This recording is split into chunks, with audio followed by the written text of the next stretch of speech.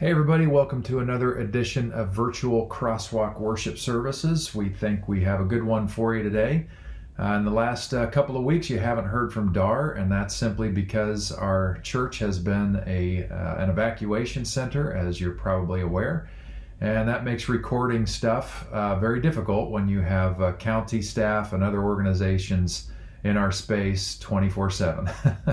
Well, they have since moved out. The evacuation shelter is now closed, and all people are directed toward the local assistance center, which is also known as the LAC, L-A-C, where they can get the resources that we need. But CrossWalk was just thrilled to be able to serve the community once again as a space for people to come in crisis. We had cots set up in the gym and the sanctuary ready to go. But because of COVID-19, every person that needed shelter was placed in a hotel for a very short time, and most of those people have moved on to other options now with their insurance or what have you.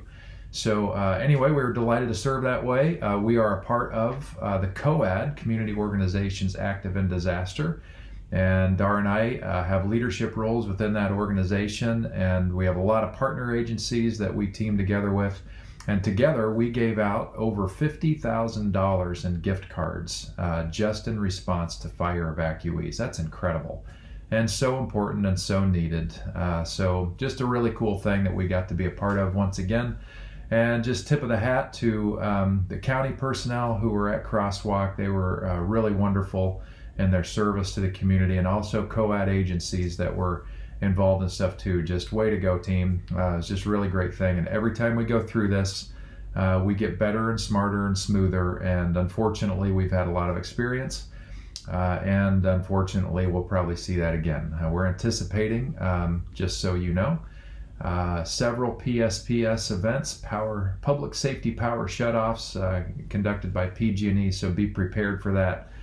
Because they're coming. We're still early in the season for fire stuff, and we still got at least 2 months to go. So be prepared, be on the ready, and we'll get through this together. So let's get going. I've got a couple songs that I think fit really well for us today. One's an upbeat song that we do pretty often around here, and the other is just a reminder of who we are in God's eyes. And we'll work that into what we're talking about today. Today's teaching is going to be a little different than I normally do. I think it's going to be impactful. I hope it will be. And this is part of our ongoing series, Go Be Jesus. So without further ado, let's get right to it.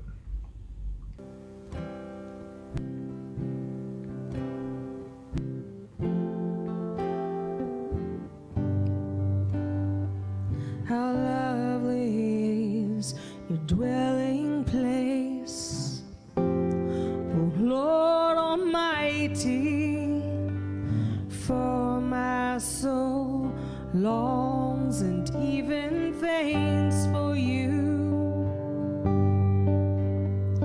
For here my heart is satisfied within your presence.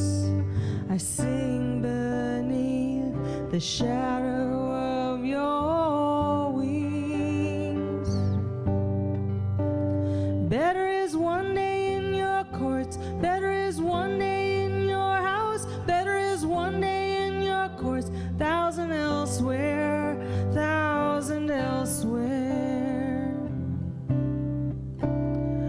One thing I ask and I would seek, to see your beauty, to find you in the place your glory dwells. One thing I ask and I would seek, to see your beauty, to find you in the place your glory dwells. Better is one day in your courts, better is one day in your house, better is one day in your courts, thousand elsewhere. Better is one day in your courts, better is one day in your house, better is one day in your courts, thousand elsewhere, thousand elsewhere.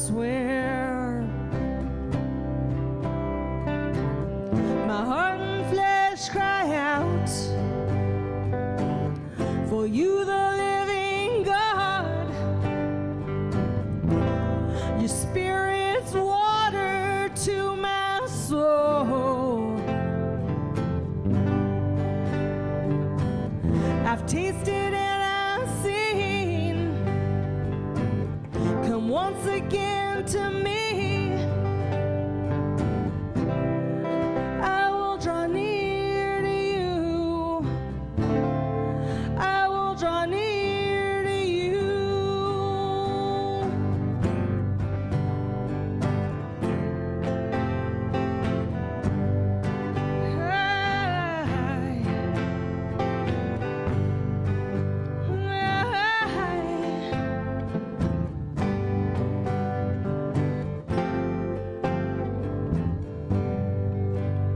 Better is one day in your courts, better is one day in your house, better is one day in your courts, thousand elsewhere. Better is one day in your courts, better is one day in your house, better is one day in your courts, thousand elsewhere, thousand elsewhere.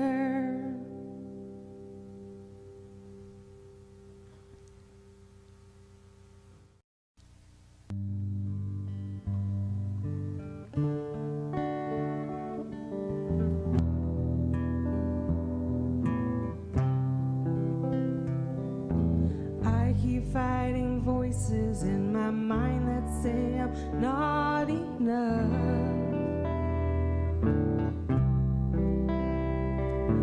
Every single lie that tells me I will never measure up.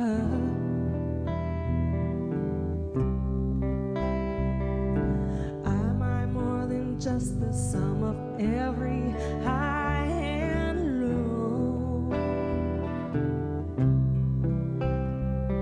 Remind me once again just who I am, because I need to know. You say I am loved when I can't feel a thing. You say I am strong when I think I am weak. You say I am held when I am falling.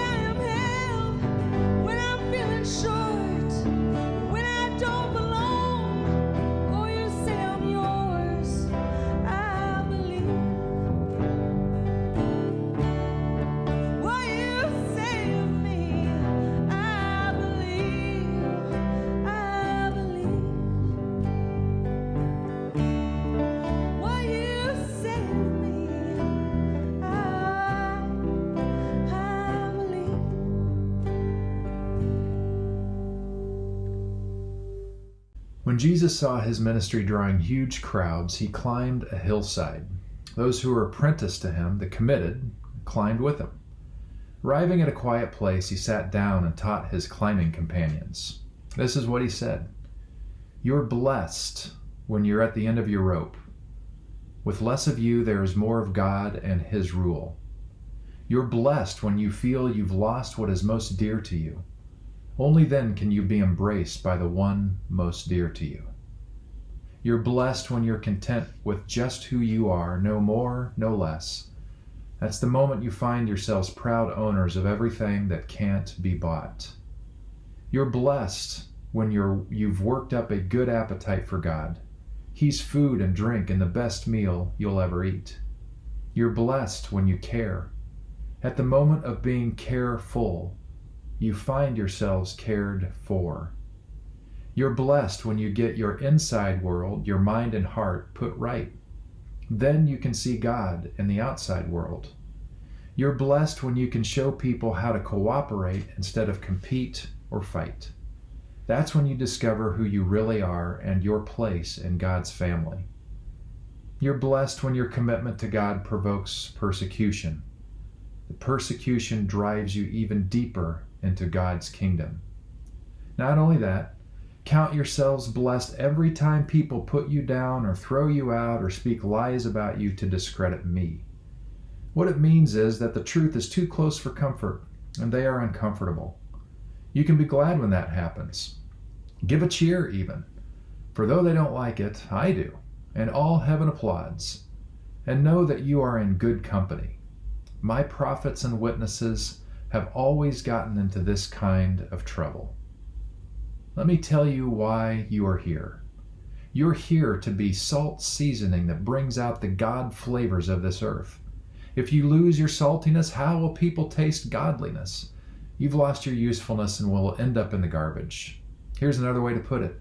You're here to be light, bringing out the God colors in the world. God is not a secret to be kept. We're going public with this, as public as a city on a hill. If I make you light bearers, you don't think I'm going to hide you under a bucket, do you? I'm putting you on a light stand. Now that I've put you there on a hilltop, on a light stand, shine. Keep open house. Be generous with your lives. Be opening up to others. By opening up to others, you'll prompt people to open up with God, this generous Father in heaven.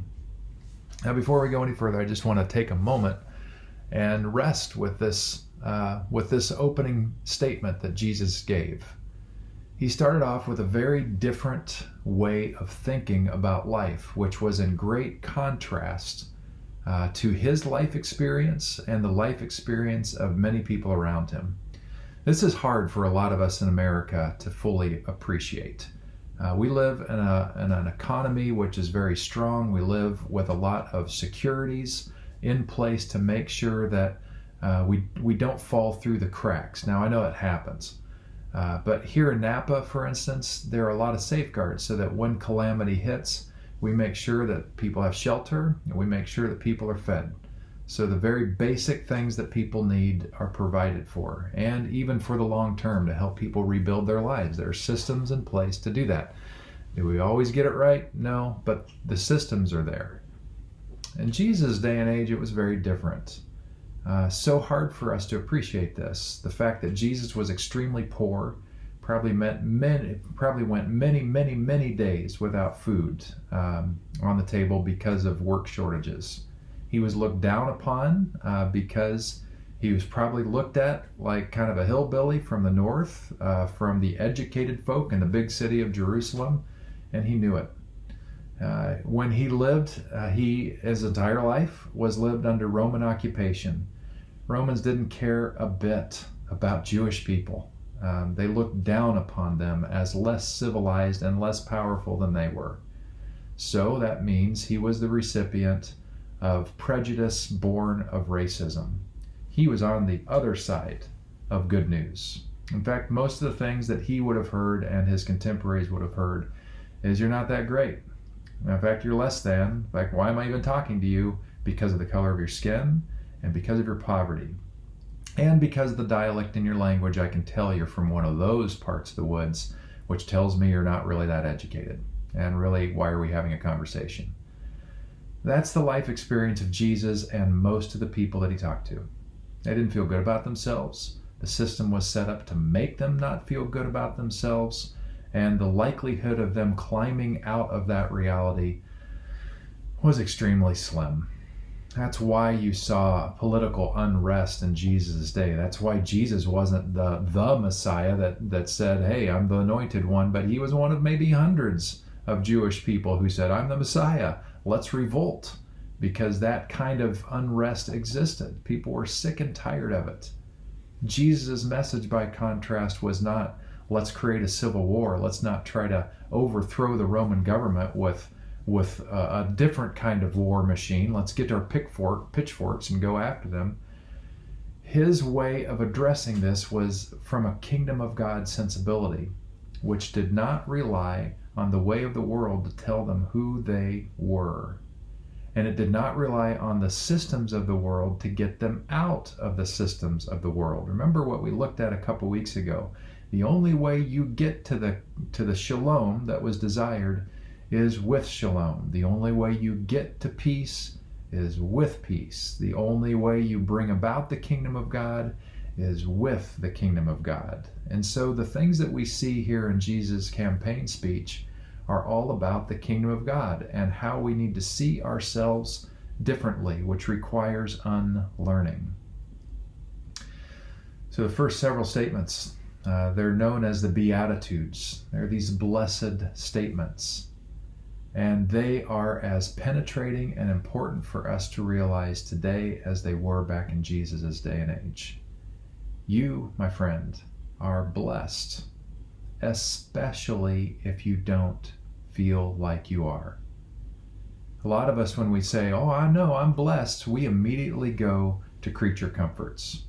When we say, I'm blessed, we're thinking about the stuff we have and the money in our bank. That's not what Jesus was talking about. This is no Thanksgiving dinner. Talk about how glad you are that you have the latest iPhone and you have a roof over your head. The blessing that Jesus was talking about here is far deeper than that. What Jesus is saying to you and to me and his contemporaries at that time were, you are inherently valuable. That the creature comforts you have, your health, how much money in the bank, all these things are irrelevant. That you are of value because you are a child of God, period. For some of you, that is the game changer.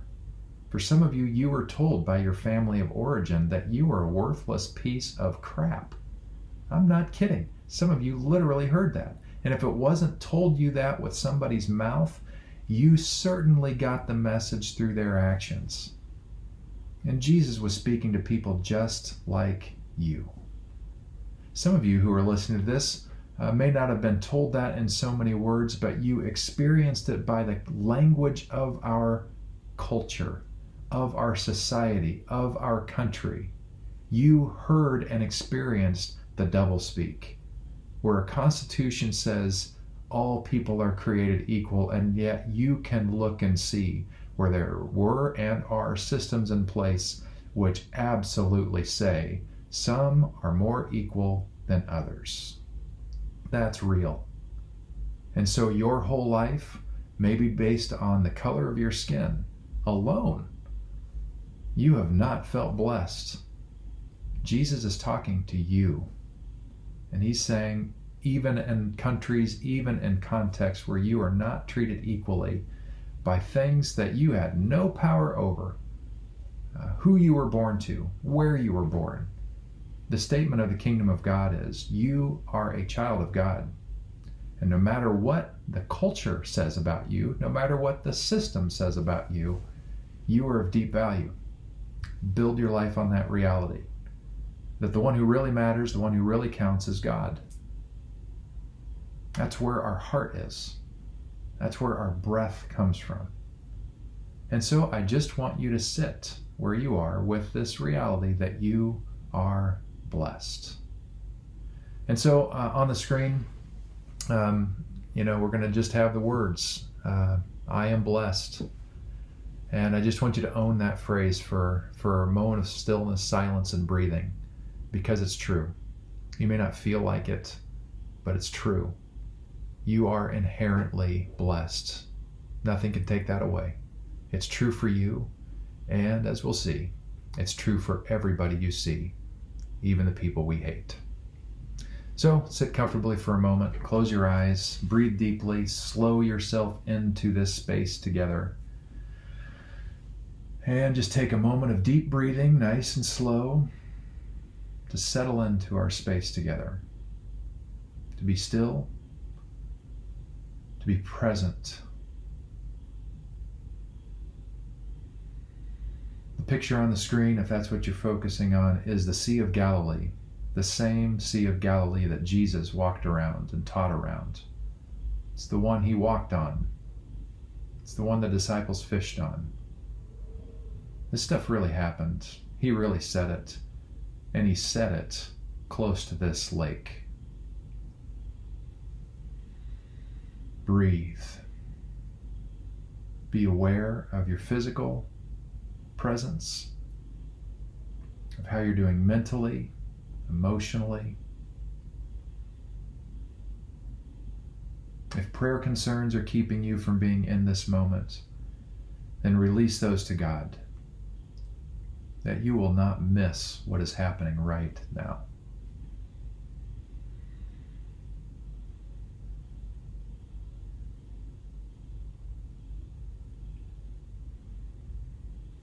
Now the words on the screen appear, I am blessed.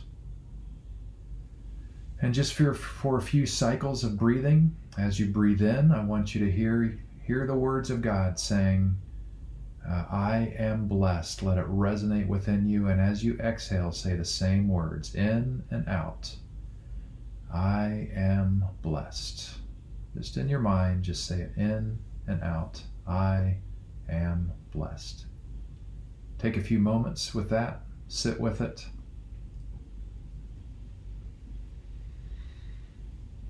Let it go deep into your soul.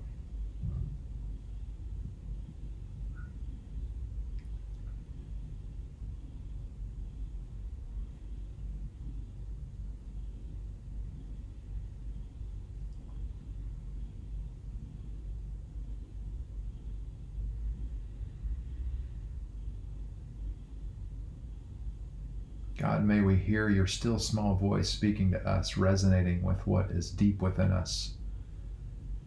May we know that whatever we've been told, especially to the contrary, the truth that you came to speak is that we are truly blessed. And for those of us who are arrogant and stuck in a very small rendering of what blessing means, which mainly has to do with creature comforts and feeling secure in our lives based on our stuff and our good hard work. May our cage be rattled, that at the end of the day, that doesn't really mean anything. That blessedness can be wiped away with strong winds from a hurricane, raging wildfires, a pandemic, illness, world wars. That can go in a blink of an eye. That is not what blessing is. May we be shocked and stunned by your Spirit today to wonder what could be better than that. Take us deep, God. I ask this in the name of Jesus who taught us. Amen. So let's get back to it. Here we are, Matthew chapter 5, 17. I'm going to truck through this pretty fast, just stopping a couple times. So let's go. So he gets into the teaching. Don't suppose for a minute that I have come to demolish the scriptures, either God's law or the prophets. I'm not here to demolish, but to complete or to fulfill. I am going to put it all together in a vast panorama. God's law is more real and lasting than the stars in the sky and the ground at your feet. By the way, another word for law would be the way of God. Long after stars burn out and earth wears out, God's law or God's way will be alive and working. Trivialize even the smallest items in God's law, and you will have only trivialized yourself. But take it seriously, show the way for others, and you will find honor in the kingdom. Unless you do far better than the Pharisees in the matters of right living, you won't know the first thing about entering the kingdom. Now, this is fighting words, my friends. What he's just saying here is that the people who've been teaching this way of God, the people who were entrusted with teaching the way of God, were blowing it. That they were simply trivializing it, getting it down to do's and don'ts and missing the fullness of what was being expressed. So let's see what he's saying. Because you're going to hear a lot of statements, by the way, just up front. You're going to hear him say stuff like, you're familiar with the commands, or you've heard it said, but I say to you, or something to that effect. That means that every time he's saying this, he's correcting what the religious officials had been saying for a very long time. This is a direct challenge to power right here before your eyes. You're familiar with the command to the ancients, don't murder. I'm telling you that anyone who is so much as angry with a brother or sister is guilty of murder. Carelessly call a brother idiot, and you might just find yourself hauled into court. Thoughtlessly yell stupid at a sister, and you're on the brink of hellfire. Hellfire is a reference to a dump, by the way, in this point. The simple moral fact is that words kill. This is how I want you to conduct yourself in these matters. If you enter a place of worship and, about to make an offering, you suddenly remember a grudge a friend has against you, abandon your offering, leave immediately, go to this friend and make things right. Then and only then, come back and work things out with God. Or say you're out on the street and an old enemy accosts you. Don't lose a minute. Make the first move. Make things right with him. After all, if you leave the first move to him, knowing his track record, you're likely to end up in court, maybe even in jail. If that happens, you won't get out without a stiff fine. You know the next commandment pretty well too. Don't go to bed with another spouse. But don't think you've preserved your virtue simply by staying out of bed. Your heart can be corrupted by lust even quicker than your body. Those leering looks you think nobody notices, they also corrupt. Let's not pretend this is easier than it really is. If you want to live a morally pure life, here's what you have to do.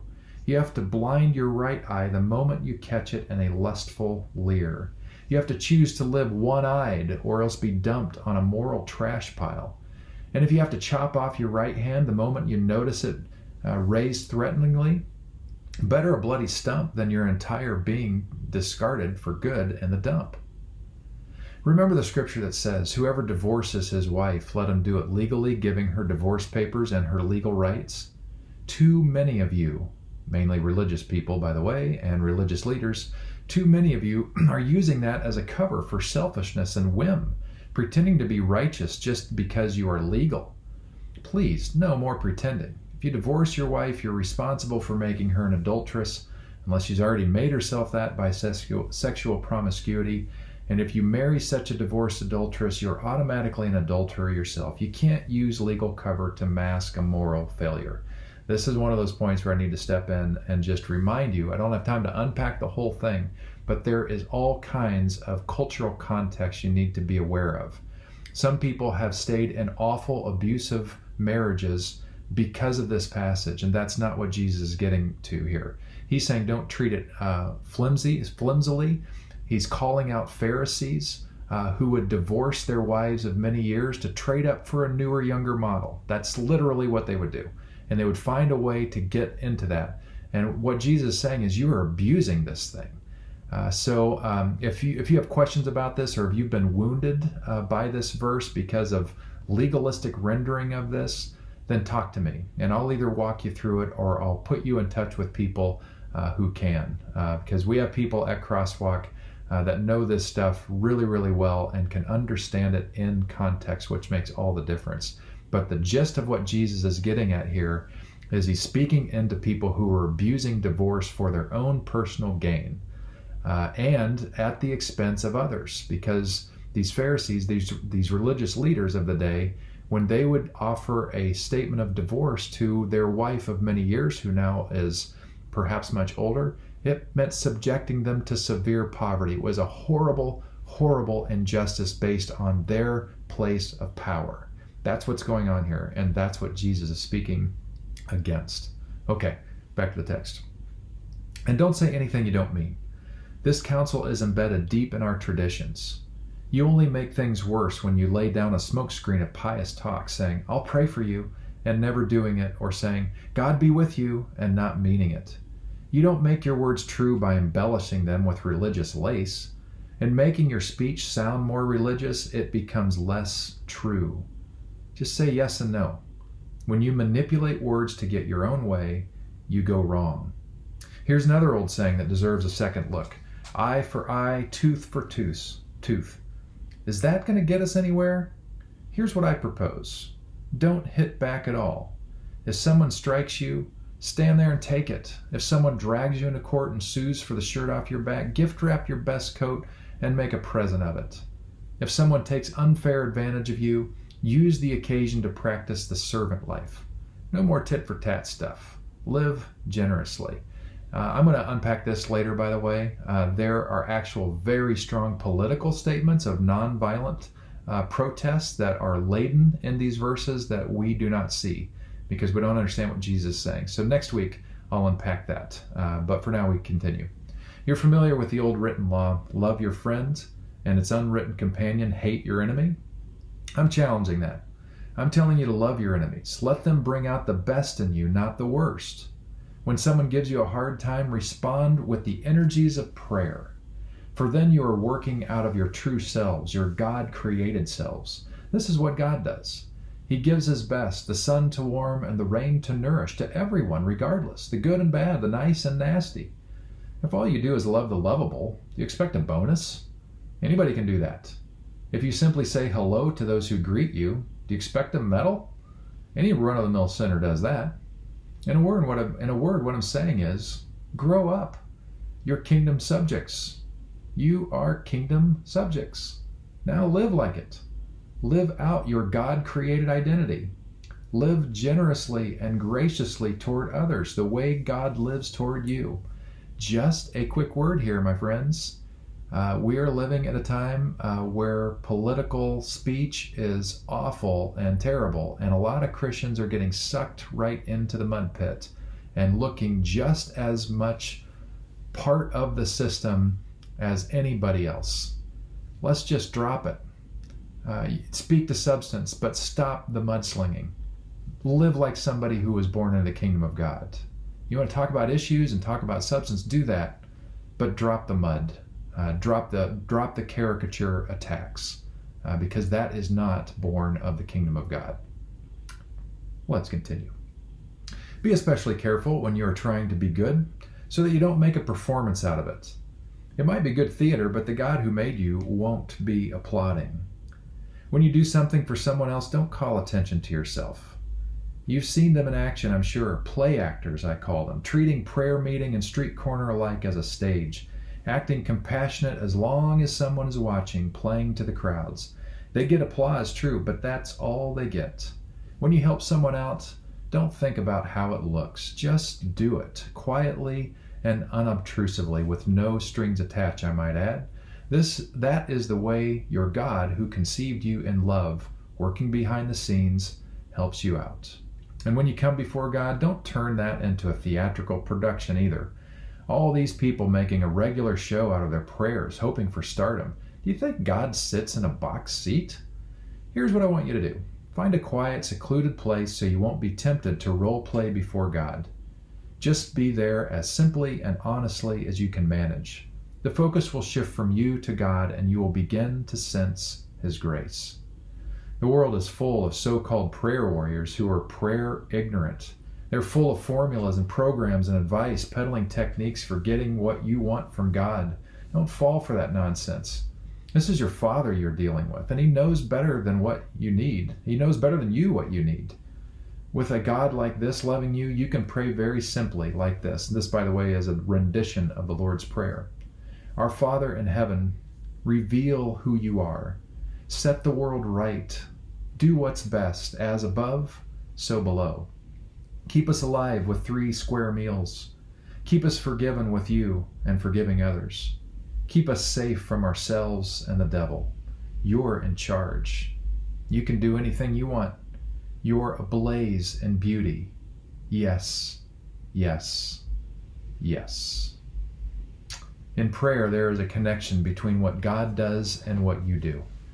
You can't get forgiveness from God, for instance, without also forgiving others. If you refuse to do your part, you cut yourself off from God's part. And by the way, this is no quid pro quo thing, like God's not going to forgive you unless you forgive others. But as I've said in other teachings, our capacity to experience the grace of God is directly related to our capacity to forgive other people.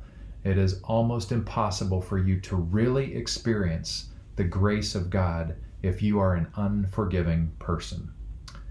God's forgiveness is there all the time, by the way. It is just there, like the air that you breathe.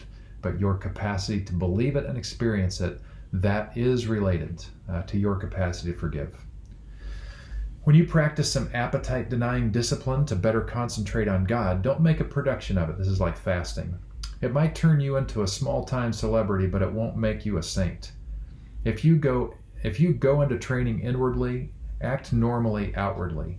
Shampoo and comb your hair, brush your teeth, wash your face. God doesn't require attention-getting devices. He won't overlook what you are doing. He'll reward you well. Don't hoard treasure down here where it gets eaten by moths and corroded by rust, or worse, stolen by burglars. Stockpile treasure in heaven where it's safe from moth and rust and burglars. It's obvious, isn't it? The place where your treasure is the place you will most want to be and end up being. Your eyes are windows into your body. If you open your eyes wide in wonder and belief, your body fills up with light.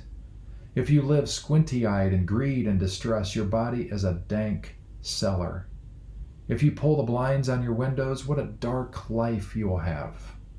You can't worship two gods at once. Loving one God, you'll end up hating the other. Adoration of one feeds contempt for the other. You can't worship God and money both. Let's just read that one again. You can't worship God and money both. And by the way, the word worship means worthship. What is worthy of my adoration? And so what Jesus is saying here is, you're going to value one of those more than the other. What's it going to be? If you decide for God, living a life of God worship, it follows that you don't fuss about what's on the table at meal times or whether the clothes in your closet are in fashion. There is far more to your life than the food you put in your stomach, more to your outer appearance than the clothes you hang on your body. Look at the birds, free and unfettered, not tied down to a job description, careless in the care of God, and you count far more to Him than birds. Has anyone by fussing in front of the mirror ever gotten taller by so much as an inch? All this time and money wasted on fashion, do you think it makes that much difference? Instead of looking at the fashions, walk out into the fields and look at the wildflowers. They never primp or shop. But have you ever seen color and design quite like it? The 10 best dressed men and women in the country look shabby alongside them. If God gives such attention to the appearance of wildflowers, most of which are never even seen, don't you think He'll attend to you, take pride in you, do His best for you? What I'm trying to do here is to get you to relax, to not be so preoccupied with getting, so you can respond to God's giving. People who don't know God and the way He works fuss over these things, but you know both God and how He works. Steep your life in God reality, God initiative, God provisions. Don't worry about missing out. You'll find all your everyday human concerns will be met. Give your attention, entire attention, to what God is doing right now, and don't get worked up about what may or may not happen tomorrow. God will help you deal with whatever hard things come up when the time comes. And don't pick on people, jump on their failures, criticize their faults, unless, of course, you want the same treatment. That critical spirit has a way of boomeranging. It's easy to see a smudge on your neighbor's face and be oblivious to the ugly sneer on your own. Do you have the nerve to say, "Let me wash your face for you," when your own face is distorted by contempt? It's this whole traveling roadshow mentality all over again, playing a holier-than-thou part instead of just living your part. Wipe that ugly sneer off your own face, and you might be able to offer a washcloth to your neighbor. Don't be flip with the sacred. Banter and silliness give no honor to God. Don't reduce holy mysteries to slogans or bumper stickers. In trying to be relevant, you're only being cute and inviting sacrilege. And don't bargain with God. Be direct. Ask for what you need. This isn't a cat and mouse hide and seek game we're in. If your child asks for bread, do you trick him with sawdust? If he asks for fish, do you scare him with a live snake on his plate? As bad as you are, you wouldn't think of doing such a thing. You're at least decent to your own children, so don't you think the God who conceived you in love will be even better? Here's a simple rule of thumb guide for your behavior. Ask yourself what you want people to do for you, then grab the initiative and do it for them. Add up God's law and prophets, and this is what you get. Just read that verse over again. Here's a simple rule of thumb guide for you. This is the golden rule.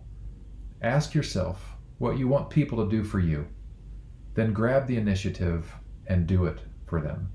This is an expansion of what is a common understanding of the golden rule, or part of the golden rule. Jesus takes it further. Most of us say, don't do to others what you don't want them to do for us. But Jesus takes it a step further in a much more beautiful and shalom kingdom of God direction. It's not just about not doing stuff to people, but it's actually asking the question, what would I want done for me? What is a beautiful thing that I would want done for me?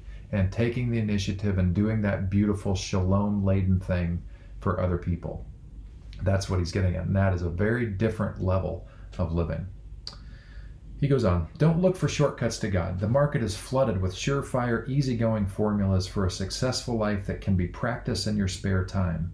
Don't fall for that stuff, even though crowds of people do. The way to life, to God, is vigorous and requires total attention. Be wary of false preachers who smile a lot, dripping with practiced sincerity. Chances are they are out to rip you off somewhere or other. Don't be impressed with charisma. Look for character. Who preachers are is the main thing, not what they say. A genuine leader will never exploit your emotions or your pocketbook. These diseased trees with their bad apples are going to be chopped down and burned.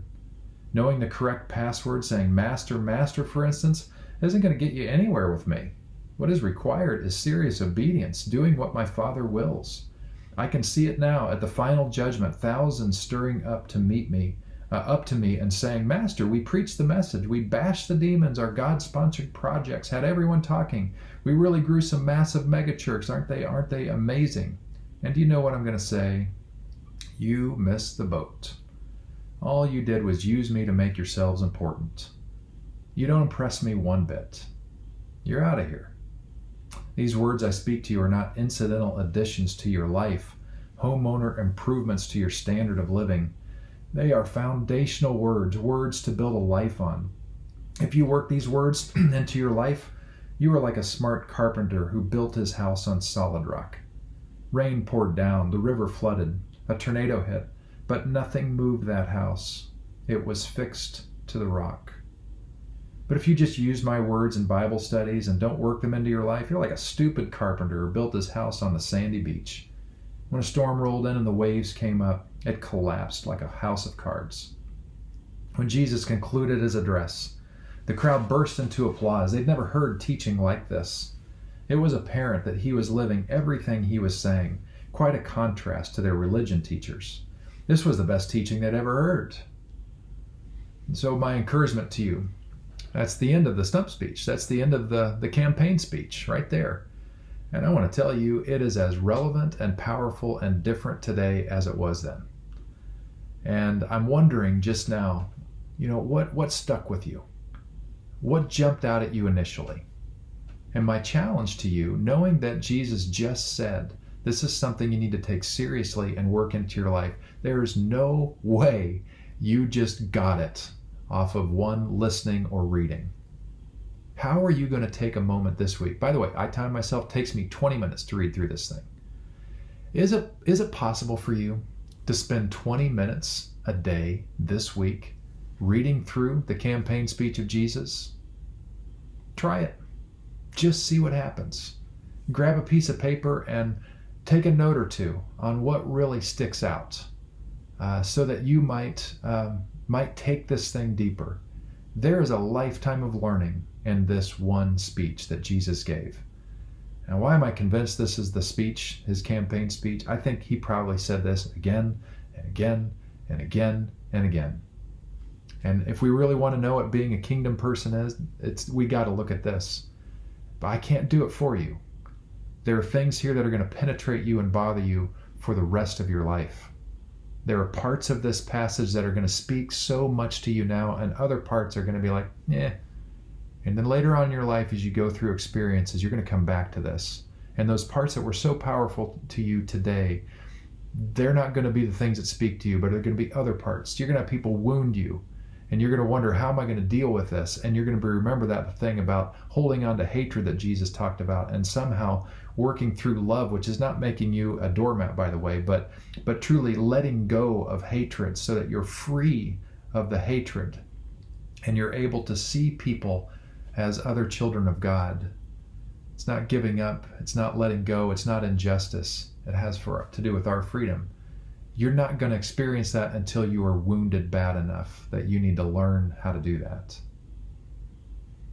So, by the way, we're going to do the Lord's Prayer here in just a second. We're going to do it Eugene Peterson's way, so it'll be different and fresh for you.